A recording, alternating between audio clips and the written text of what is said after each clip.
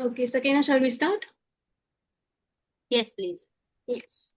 So, hello everyone, good afternoon, and a very warm welcome to the 35th episode of the Unsung Heroes series. This is brought to you by the Optometry Confederation of India. I'm Shweta, your moderator for today. This series is dedicated to celebrating and learning from optometrists who are creating real impact in India's underserved and rural communities. So, before we begin, a quick note.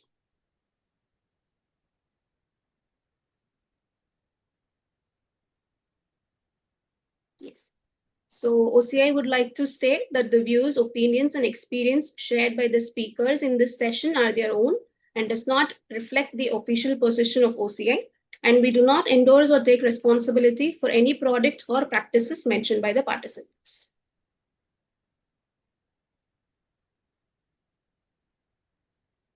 Yes. So, with that done, we have three inspiring optometrists today for our session. So, I'll briefly introduce to all of you the three optometrists. First is Mr. Sunny Kant. He is the founder and consultant optometrist at Sandeep Eye Care in Chapra, Bihar. Sunny is committed to improving access to quality vision care in his community. His clinical interests span comprehensive eye examinations, refractive care, contact lenses, vision therapy, and low vision rehabilitation. So, we'll take a short tour of Sunny's clinic and then we'll know more about his interests and clinic in the upcoming session. Sakina?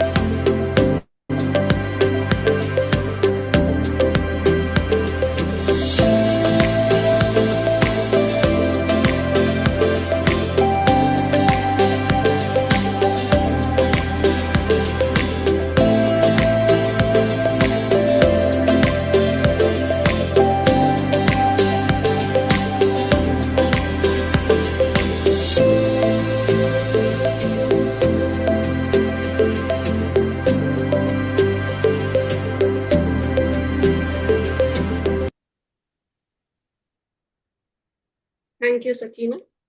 Our second speaker is Mr. Dhruval Parekh. He is an optometrist and specialty contact lens practitioner based in Nagpur. Since establishing his practice in 2019, he has specialized in scleral lenses and low vision aids.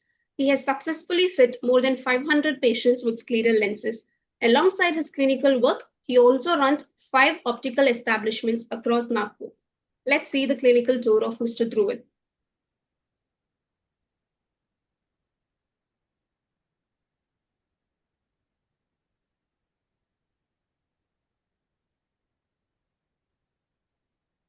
Welcome to Parekh Vision Care, your ultimate destination for eye care. Get a professional eye check with our expert team, precise, quick, and right here in store. Get tailored lenses for your perfect vision. Explore the trendiest frames, glasses, sunglasses, every style you love, all in one place. Parekh Vision Care. See it, love it, wear it.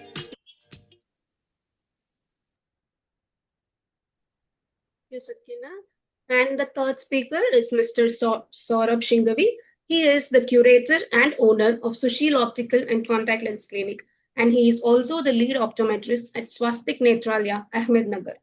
He brings 11 years of clinical experience and 7 years of teaching experience. He is very passionate about student mentorship and advancing contact lens technology. Sakina, let's see the video.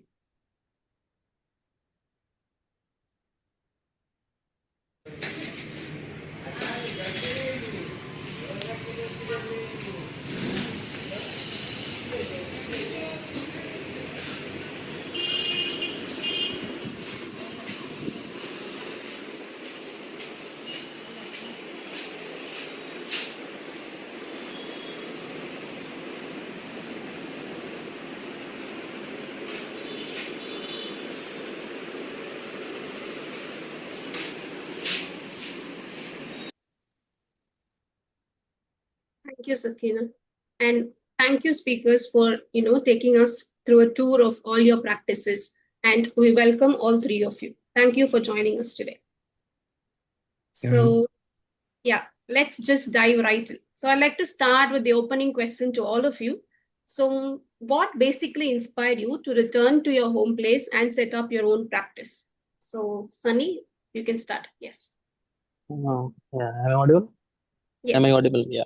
Yes. So, first of all, thank you, OCI and Sweta ma'am, for giving me the opportunity to talk on this topic. Going with this question, this for opening my primary eye clinic is my long-term vision for contributing to a primary eye care at a grassroots level. So, during my training and during my clinical exposure, I realized that while the metro cities have the advanced eye care facilities, but smaller cities like my hometown, where the optometry or eye care is an emerging field, so there is still face some gaps in awareness and accessibility.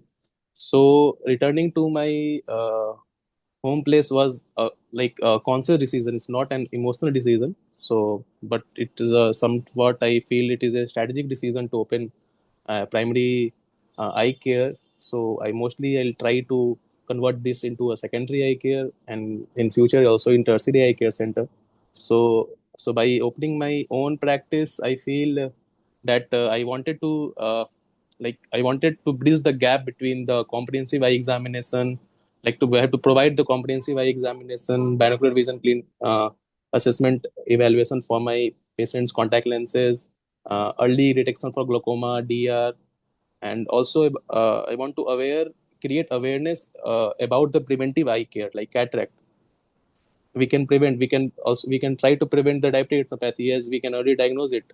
So this is what it inspires me to return to my home place and start my own practice here.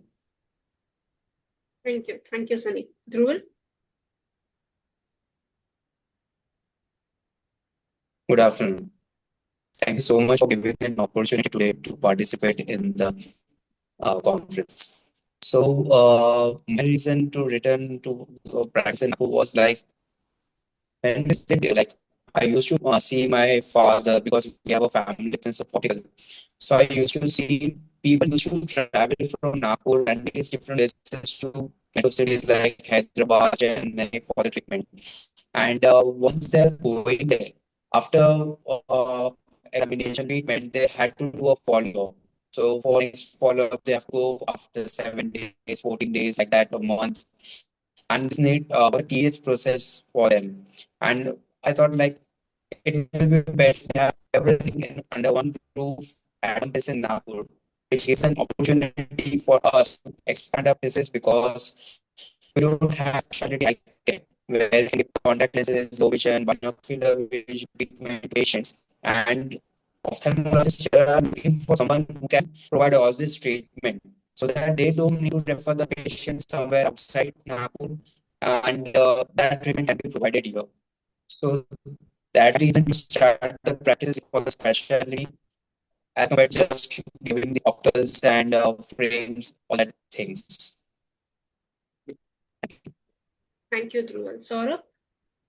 So, first of all, thank you, OCI and Shweta ma'am, for giving me the opportunity to talk over on this platform. So, to be very honest, my main reason to come back was ki I want to stay close to my parents. Okay. And it was possible for me to do business anywhere, in practice in cities also, as well as in my town as well. But why I choose my town is because the basic services which were required were not available here. For even for making small specs or doing any assessment, people need to travel 40 to 50 kilometers away. So my dad and I decided that it is better that we will start our practice first of all here itself, and that's we have did. Okay, yeah. So three different journeys, but all coming to the same grassroots of giving primary eye care to people in non-metro cities. So yes, so that's nice to hear. Let's go into specifics now. So Sunny, you've completed certifications in your specialized fields. So like myopia management, binocular vision, low vision, all these things. And you currently have your primary eye care. So how do you integrate all these, specializations into your primary eye care setup? So, talking about these courses, what I feel that this need to be done by many more people also, because talking about myself, I integrate these specialties by making them as an essential part of like every comprehensive eye examination, rather than offering them just only the refraction part or just giving them a spectacle. So, along with the routine refraction, I perform targeted screening for myopia progression, or any accommodation or version is function is there or not, or any functional vision limitations is there or not. Do we have like in the conditions leading to low vision, like in DR, in PDR, many of the like having the patient having PDR or the patient having RP, they have very much restrictions in their visual field. So I try to encourage them. Maybe I started very early, so I try to integrate this into my like primary eye care, or maybe into my independent practice, to encourage more and more patients to do or to come for the low vision or to come for a BV evaluation. And talking about in pediatric and young, like the patient, a young adult patient, I focus in the early identification of progressive myopia. How I can catch that the person has the child has the progressive myopia, and then I can help uh, the child with to implement the myopia management strategies, like any lifestyle counseling. So like increase the outdoor activity, reduce the prolonged near work, so follow visual hygiene, do a regular follow up also. Sometimes here in the low in the tier 2 or tier 3 cities, we don't have any regular follow ups. So I advise them, I counsel them to do a regular follow up of 6 months, 8 months, at least for like, not possible at maximum for 1 year. And then appropriate optical intervention, like for myopia control lenses. We can also advise them for orthocare lenses. Since I'm not doing it right now, but I'll try to incorporate these things also in my independent eye care practice. And little bit of BV, what I feel like, for the patients presenting with symptoms like very common symptoms like headache, asthenopia, intermittent diplopia. So I feel like to conduct a basic BV evaluation, so to include the accommodation or versions testing to manage this through a customized vision therapy training. So that what I feel these certifications help me in doing these things. Yeah. So thank you, Sunny. So basically, it's like, having everything under one roof. And Yeah. it also expands the scope of optometrists besides, just providing a refractive correction. So happy to hear it. So just going ahead with you, Dhruval, you fitted over 500 patients with scleral lenses. So what role do you see for these kind of specialized services in tier 2, 3 towns? And what has been your approach specifically to build trust and awareness for these kind of services in your city, Nagpur?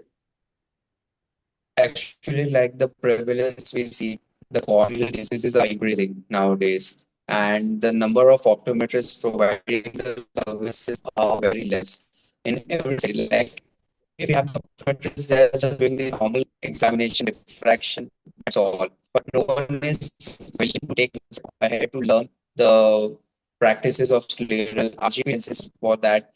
And if we have like the individuals like those who are sick today, they just develop a passion to just start in rigid gas permeable lenses to do at places. They can go and meet the ophthalmologist.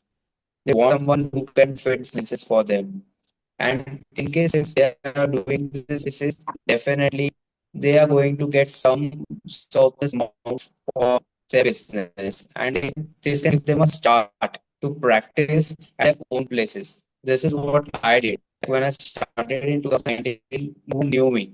So I used to go to clinical practice and meet doctors. Like in case if they have patients, just give me a chance to do a case. I'll just show you how you I can do or not. And once I do the fitting, that trust on me, like I can do the fitting for them, and they give me few more patients to do. This is how I slowly started my practice, and today I'm fitting for many ophthalmologists. So this is the way, like you need to stop your boundaries and start practice. Yeah. Thank you, Dhruval. So it just basically is an example of how we do, co-manage ocular conditions, along with eye care professionals. So moving on to you, Saurabh, you have 11 years of clinical experience and 7 years of teaching. So how does this teaching students specifically you think has influenced your clinical practice? Uh, so teaching is something you cannot do superficially. So if you want to teach anything to any of the students, first of all, you need to have a very depth understanding of that particular topic. So what it helped me in such a way that I used to clinically correlate those things, and what happened that it kept me at par with the current practice which is going on around the world right now. So whatever patients we are facing, we have a clinical study of it. We refer to different articles which are going around, and with the help of that, it used to help me in my clinic as well to understand the particular patient in detail. Yeah. Thank you, sir. So basically, it's like, taking your learnings from the academics, implementing in your clinic, or asking questions from your clinic and finding answers in your academics. So, yeah, thank you, sir. So, Sunny, you've served thousands through your OPDs and ICAMs. So, you all like doing these ICAMs, how do you feel this community outreach, has shaped your approach to private practice? How has that helped? You're on mute, Sunny. You're on mute. Yeah, so I'm audible.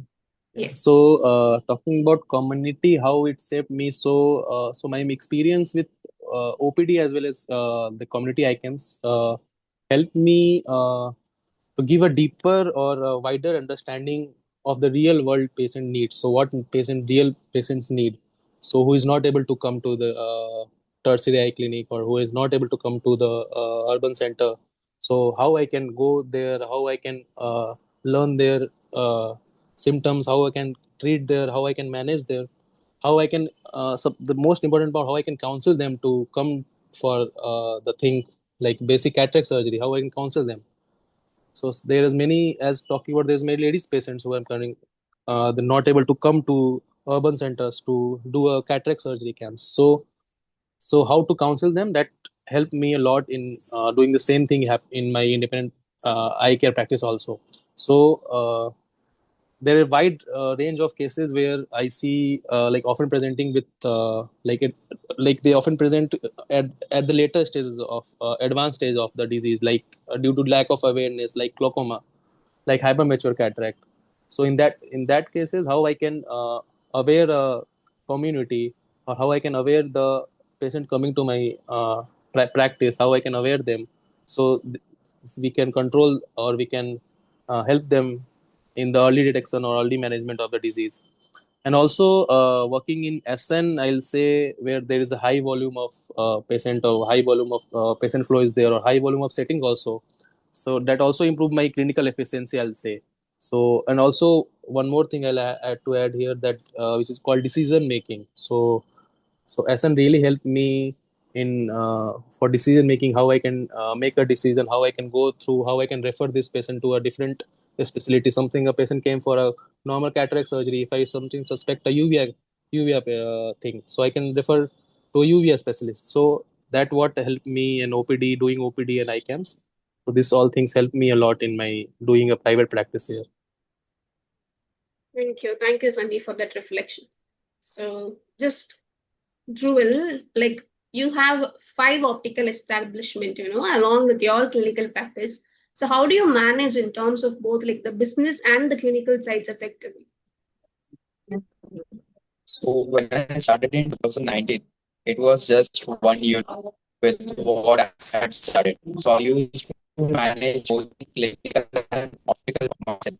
But now, like, when we expanded, we have provided like an optometrist who is a manager for the show, and we take from the clinical reflection and everything for patients, so that we have a team for managing each and every unit properly, and the backend we have developed, so that in case if there is kind of issue that like problem should be progressive, let's say, or any kind of issues like that, we have a specific optometrist who will visit there and talk to the customers and what the issue is, and will try to solve it. So we are managing with the CRM and complete site and everything we are doing, so that we maintain properly. practice. I myself and I have an optometrist who is the patient like teach them how to insert the lenses and for the contact lenses and low vision. Thank you, Dhruval. So, we've seen the outreach side, now we've seen the business side. Moving to you, Saurabh, let's just hear about the diagnostic aspects. So, you work with advanced tools, like Pentacam, OCT, perimetry. How do you think these, specific diagnostics aid your specialty practice? So now the scleral lens and orthocare practice is mostly shifted on specialty equipments you also need. So like in Pentacam, we have a CSP profile, a separate page or a separate screening methodology on that. So CSP helped me to identify and judge different diameters which I need to select or how the coverage is going to be for the fitting of my scleral lenses on the patient. Also, the next day follow-up for an ortho patient, ki papa the lens is sitting properly or not, has it been shifted or not. So we all it can be done with the help of Pentacam. Second, OCD, it helps to identify the FRT between the scleral and the cornea, the scleral lens on the cornea. And there are different instruments apart from this also which help. So coming forward, the practice has been mostly shifted on how many good quality of instruments you have in your setup. Also, if it is not in the setup, you must need to have and tie up with some of the ophthalmologists nearby who can help you with that. So now the instruments is going to play a major role in upcoming practice for optometry in India. That is what I think. Thank you, Saurabh. So, Sunny, basically you have a master's from the Shankar Netralaya Academy and currently you're pursuing your fellowship with the American Academy of Optometry. So how have you applied, these advanced trainings and learnings into your primary eye care? You're on mute, Sunny. So talking about first, I'll talk about SN. So in Shankar Netralaya, so it provided me a very strong foundation in evidence-based evidence-based what will say practice. So I follow that in my practice also. So I emphasize mostly on comprehensive eye examination rather than basic refraction only. So I need to incorporate early screening for like conditions like I do it for glaucoma, do it for DR, and BV anomalies, contact lens anomalies, contact lens awareness also. So I focus mostly on the patient, how I can educate a patient, how I can break down the complex clinical aspects into a very simple, understandable language, so the patient can actively participate in that in their eye care. So I can also ensure that appropriate referrals needed to be done. So that's what I said. If a person need to send it to a retina consultant after doing an IDO, I feel there is a CME is there or any leakage is there, if any scar is there. So if I feel any there's a case of ARMD, so I need to send it to a retina consultant as early as possible. So I can control or we can control those advanced effect of that disease. Talking about FAO, what I feel in doing FAO has further straightened my approach for what the global best practice is going on globally. So that's what I thought of while joining FAO also, and that since it is a prestigious fellowship from global scale, so I tried to complete it uh, by this year. Okay. Good luck with your fellowship, Sunny. And it was also, nice to see that, you're continuously upgrading yourself, learnings, either be it through the CE programs or separate fellowships. So yeah. Dhruval, basically what I want to know is like what motivated, you to specialize in scleral lenses and low vision aids. So like what advice would you give an optometrist wanting to combine or, want to combine these specialty practices with their primary eye care or their optical business? So what is your, take up? So like when we're studying in batches also, first thing is what is taught to us is about the prevalence. So we know like India is a diabetic capital and we are going to have patients who are going to be diabetic retinopathy and all that problems are going to come. So every area will be having patients who are going to have some kind of retinal issues. So the investment for low vision kit or aids is that high. is much less as compared to an optical setup. So if you just get a kit of low vision devices and aids, you can visit the retina specialist and just start your practice. That was one of the things like I didn't have to invest a lot. If you're going for clearer lenses, what we require? A trial set. If you have a trial set, it's going to like help you start your practice. At least 2 lenses or 3 lenses per month if you're able to fit. You're going to have a good income. And this gives you a boost to start your own optical or clinical practice over a period of time. So this was one of my reason to start with clear and low vision aids. And then next, so like my advice is to those who are being trained and going to start their own practices, start small, understand the dynamics of your city first, like they really need low vision devices or clear lenses. If there is a need, just start with the specific thing and then expand so that you have some income. At the end, you can ask the doctor to refer the patients to your clinic. Once you get that flow, definitely you will have more customers and patients at your clinic, and you will be making a good revenue as compared to just studying an optical and sitting there, because no one is going to recognize us when there is a big competition outside there. So this is a way where someone can start their own practice without having attention. Like will I be able to serve in the market like that when it comes up? Thank you, Dhruval, for that, real experience-based insights. So I'm sure it will be useful for many. So Saurabh, you have a dual role, right? So you balance as a optometrist at Shastik Netralia, and also you have your full-time clinic. How do you manage, these both? So for the first morning hour, like from 9 to 4, I practice over here at my own optical store. From second half, that is like from 5 onwards, I travel. I go to Nagar, and then onwards, I do all my specialty patients over there. So if it is a scleral lens, orthogel lenses, all patients are done at the higher center in Nagar. So the role we have given to the optometrist over there is that they segregate the patients depending on different cases. If you have keratoconus, then they will have a follow up with me in the second half. So that is how the time has been managed, and it is only possible with the help of the team. So without team, you cannot do it. Keep managing as this many patients, and in that, even you need to have a supportive ophthalmologist with you, so who can help you, guide you, and also provide with the quality equipments which you need. So that is how the time management is done. Thank you, Saurabh. So, that balance actually takes real discipline and dedication along with your team. So, yes. So, just before we wrap up, I'd like to ask, two final questions to all of you. So, let's just again go in around. How do you see, optometry growing in these tier 2, 3 cities, over the next decades? So, what do you think? Anybody can start. Okay, so in tier 2 and 3 cities, there is a lot of requirement of optometrists as of now. So basically, the what people still think is that optometrists only do the refraction.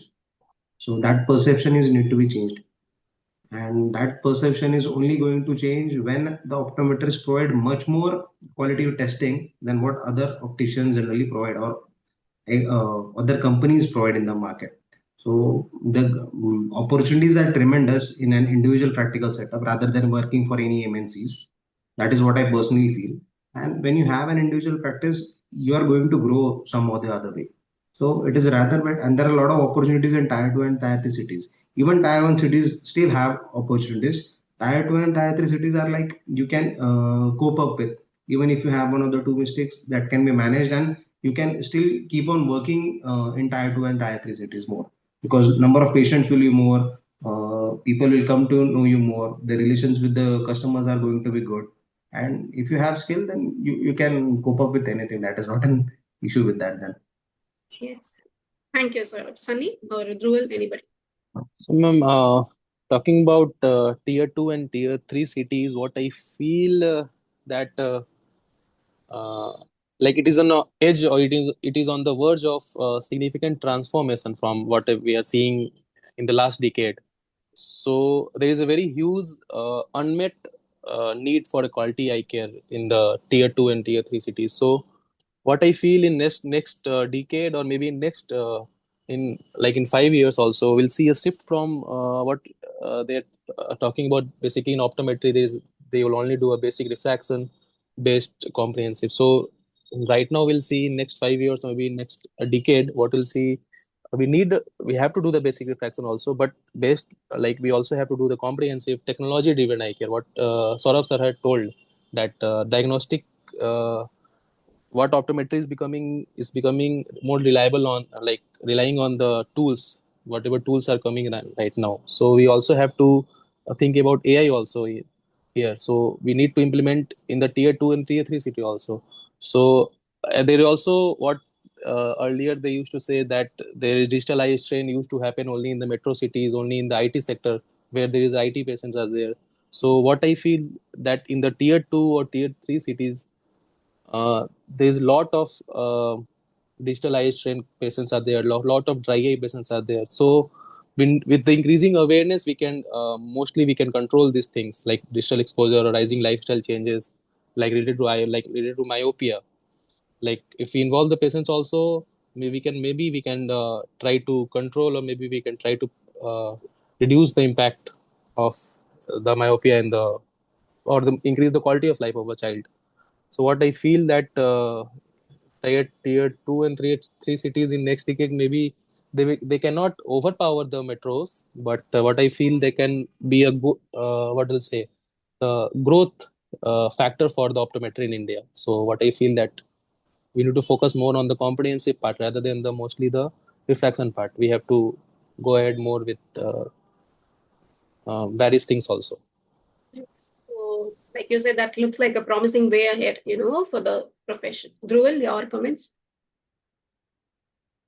So what I feel is like anyone, like if it's an occupation, he's sitting at home, he will be searching like office job near me or something like that on Google, and he will be making a choice. That is like what I have seen like 2 3 years back. People didn't know about what's the word optometry. They used to say as optician, opticals, like that. This terminology was used more as compared to today. Now, like on Google also, it mentions optometrist, optometrist gives them an insight. Like, where I'm going is not as a person who is going to make a specs for us. It's a person who knows, understands the way that I need to be treated before ophthalmologist.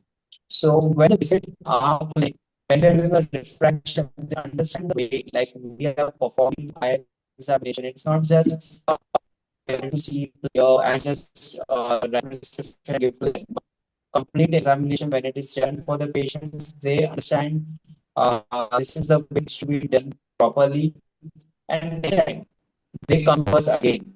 Yeah. And this is the thing, but I see like if optometrists are increasing and doing daily practice more in a much better way, definitely there is a scope for optometrists to increase their practice in next decade. And definitely in many areas we will be seeing that proper practice is being provided because myopia control and all these things are not explained in a proper way, which can be done only during the clinical practice of patients. Thank you, Dhruval. So, and finally, like, a lot of aspiring and young optometrists are watching today. So, what's that one piece of advice you'd give them if you think, they'll be interested in taking up primary eye care or, their own setup? So what I personally think is what I did. When you are done with your optometry, when you are done with your internships, okay, go and work with an ophthalmologist first for few days or 6 months or over a year. Then you can also work with one of the MNCs for a year, not more than that. So it will give you both sort of experience for the clinical as well as an optical. So, and do fellowships then afterwards. Even OCI conducts many of the short duration courses of 7 days or so. Weekly courses are there. So even if you do this kind of courses, it will help you to build your private practice more. And I will rather recommend to each and every aspiring students to work more individually rather than working for any of the MNCs. Build your own individual setup, build your own individual practice. That is going to help you more, and even it will build your character also. It will build your patience also, and financially also you will be much more stronger compared to what you get at any of the MNCs. Is that I personally feel. Thank you, sir. Sunny? For young optometrists, what I can say, they are more advanced than what we are at our bachelor's. So, what I want to suggest them that they have to think like they have to become a complete clinician, not just a refractionist. So that's what they can change the image on optometry in the mostly in the tier, like in lower cities. So what I feel that you need to upgrade after the bachelor's. You need to, if you're not confident enough, just go ahead what sir had told, sort of sir had told. If you are confident enough, you can open the private practice or you can learn by your own. Then go ahead, open your clinic. No, there's no one going to stop you or no one going to say you anything. But let's focus three things. What I feel that you have to need to be clinically strong. You have to be ethically grounded. So what I feel that you didn't, if you are not able to, if you are not allowed to prescribe a AGM like anti-glaucoma medications, you are not going to allow. You're just safer than to a glaucoma doctor. And also focus on, like, become a patient focused person, like not a money making person. If the person does not need a glass change of glasses in the 6 month or 1 year of a time, don't push the patient to do go for, like, to purchase a spectacle or new spectacle. Maybe this cannot improve, like maybe you are mostly going to the money market thing, but try not to do in like early stage of your life. And also upgrade yourself, like what sir has told.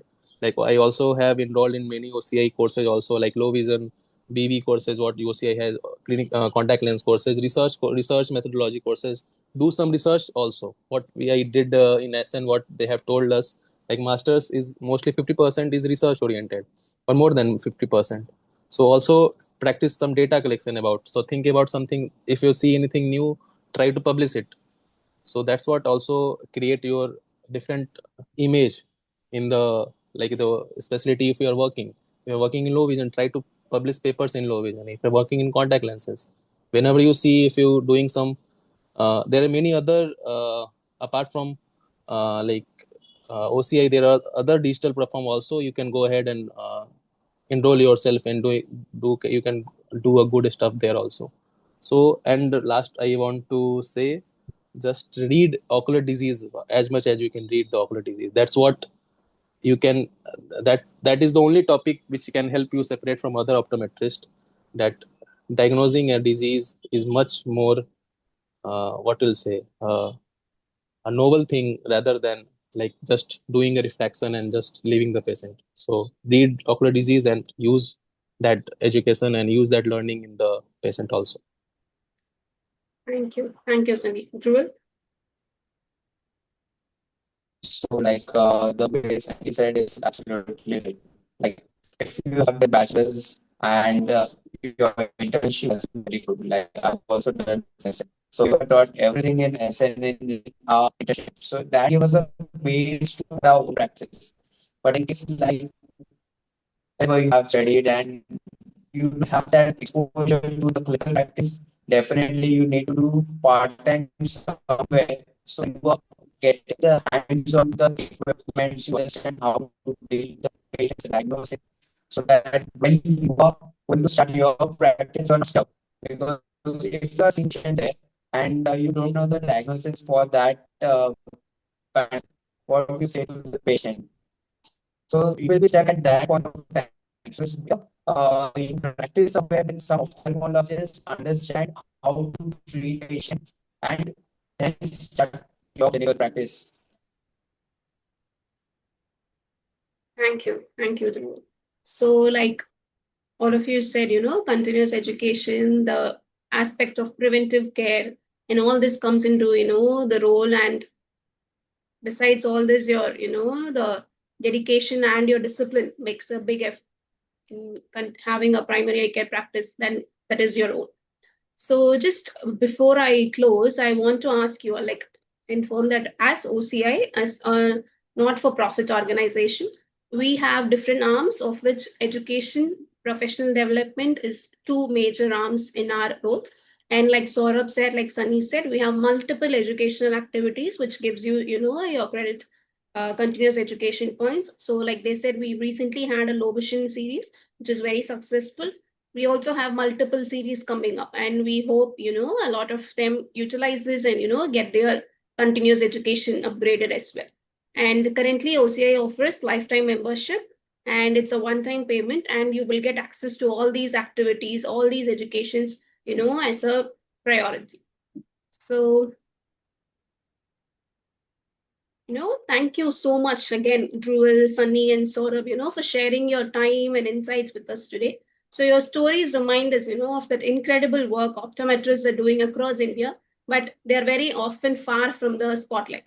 So before I sign off, I'd like to once.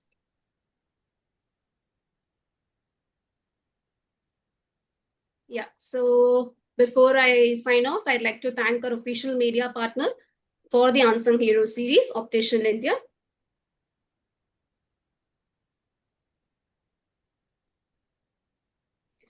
So they are generously providing all the panelists with Prodigy sunglasses and a 1-year free subscription to their magazine. Thank you, Optician India, for supporting our optometry community. And to our audience, thank you so much for joining us today. Stay tuned for more inspiring stories from the Unsung Hero series, and take care and keep making a difference. Thank you all once again. Thank you. Thank you. Thank you.